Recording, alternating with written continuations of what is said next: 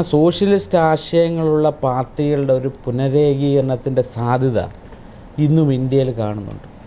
കാരണം ഇന്ത്യയുടെ വിവിധ സംസ്ഥാനങ്ങളെടുത്ത് പരിശോധിച്ചു നോക്കിയാൽ ഇപ്പോൾ ഞങ്ങളുടെ പാർട്ടി 1977 സോഷ്യലിസ്റ്റ് പാർട്ടി ജനതാ പാർട്ടിയായി മാറിയത്, പിന്നീട് ജനതാദളായി, പിന്നീട് ഇപ്പോൾ സോഷ്യലിസ്റ്റ് ജനത, ഇങ്ങനെ വിവിധ പാർട്ടികളായി മാറി.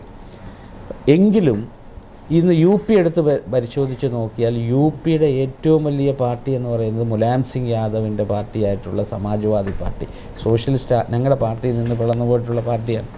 ബീഹാറിൽ നിതീഷ് കുമാറിൻ്റെ പാർട്ടി ഞങ്ങളുടെ പാർട്ടിയിൽ നിന്ന് പിളർന്നു പോയിട്ടുള്ളതാണ്.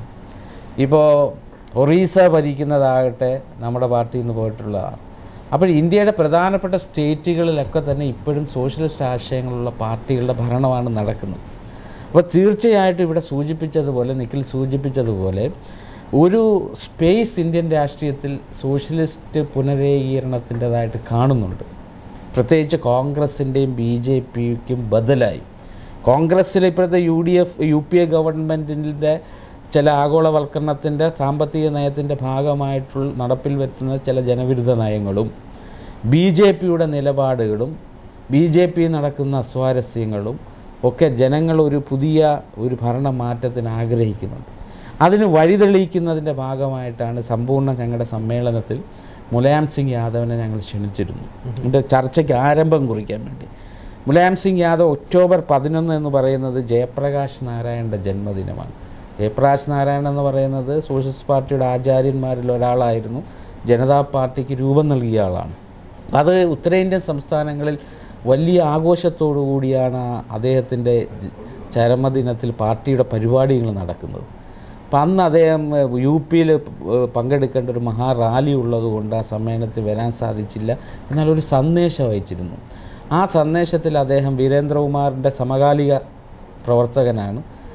തീർച്ചയായിട്ടും ഒരു പുനരേകീകരണത്തെക്കുറിച്ച് ചർച്ച ചെയ്യണമെന്ന് പറഞ്ഞിട്ടുണ്ട്. ഇപ്പം ഞങ്ങൾ ആലോചിക്കുന്നത് ഈ ജനതയിൽ നിന്ന് പിളർന്നു പോയിട്ടുള്ള ഇപ്പോൾ മുലായം സിംഗിൻ്റെ സമാജ്വാദി, ലാലുവിൻ്റെ രാഷ്ട്രീയ ജനതാദൾ, ബിജു ജനതാദൾ, സമതാ പാർട്ടി, ഇതെല്ലാം കൂടെ ചേർന്ന് ഒരു പാർട്ടി ആകുന്നതിലുപരി ഞങ്ങളുടെ പാർട്ടി പിളർന്നു പോയതും പല കഷ്ണങ്ങളായതും ഇന്ത്യൻ രാഷ്ട്രീയ നിരീക്ഷകർക്കും പൊതുസമൂഹത്തിനും അറിയാം. ചില ഈഗോ പ്രശ്നങ്ങളുടെ ഉണ്ടായിരുന്നു, രാഷ്ട്രീയപരമായ ചില നിലപാടുകളുണ്ടായിരുന്നു, ആരാണ് വലിയവനെന്നുണ്ടായിരുന്നു. എല്ലാവരും ഒരു ജനങ്ങളുമായി ബന്ധപ്പെടുന്ന വലിയ നിര നേതാക്കന്മാരായിരുന്നു.